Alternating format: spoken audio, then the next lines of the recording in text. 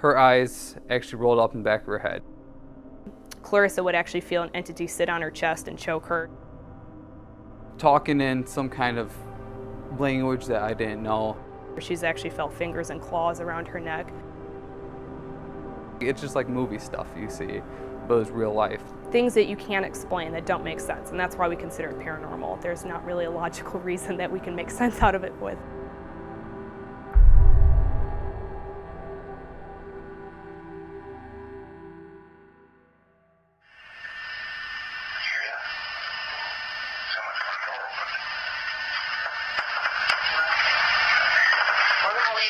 Sometimes you'll get EVPs or electronic voice phenomenon, which are believed to be the bodies of the dead or deceased. You'll actually hear them talking while you're not even asking questions. Like it just, you happen to set it down over here and they happen to be talking, and you can actually capture voices. And what we'll do is end up setting up the video cameras that we have.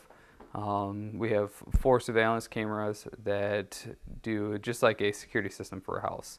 Basically, you want to use the different, I don't know, it's kind of like feng shui in a way, like you use the different directions of the home and you want to clear energy out. When we first started doing this stuff, we were doing investigations, we were doing, you know, EVP stuff. So now that we kind of got a lot of evidence and everything, doing house cleansing, it's like helping somebody out, like turning a new leaf for a family. What's interesting about the MPRA group is that we actually offer solution to hauntings. So we'll do house blessings and smudging ceremonies for families and a lot of counseling to help them get rid of these entities. I will actually burn white sage, sweetgrass. I'll also use salt and olive oil, and sometimes when we deal with severe cases, we'll use an optional holy water.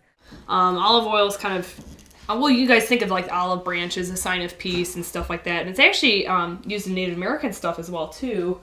Along with anointing oils and like Catholicism and stuff like that, but it's believed to be like a blessed and holy oil. So you just go through and bless in the sign of the cross or whatever you're comfortable with, and kind of just go through the place, different doorways, and you just go through the house basically and mark everything.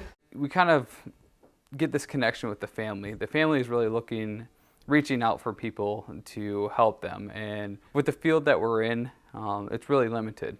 So when they actually find somebody that's willing to help, you know, we kind of build this connection with the family. Out of the numerous cases we've dealt with, we've only actually had a couple individuals who had kind of questionable stories and that we kind of believe did have a mental illness. So a lot of the times when we're dealing with families, we'll have a counseling session before we do a house blessing. And it's like you open up a can of worms. There's a lot of dysfunctional families that are dealing with this. You have to be very strong-minded person to be in this field. If something happens, you can't just run out the door. That's not going to solve anything. Military always teaches you to be strong, don't be afraid, and be well-grounded and everything like that, and that really is what helps in this profession. I've had coworkers and friends being like, I could never do what you do. I mean, you know, that stuff just scares me to death. And you're like, well, if you're around it like I am, then you get used to it. Just like overseas, you know, like, yeah, it was scary in the beginning, but you know, 4 or 5 months down the road, you react to it, but you're used to it after a while.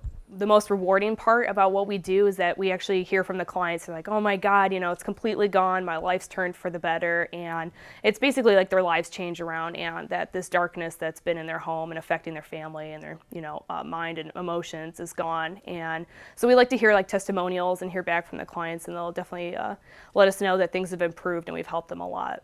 When we had a family sleep in a living room all with each other just because they were so scared to sleep in their rooms, that really says something when you can actually leave there and get an email from them saying everybody slept in their room. We're really happy with this. When you actually turn somebody's life around, it's worth it. For all the crap that we go through, it's worth it.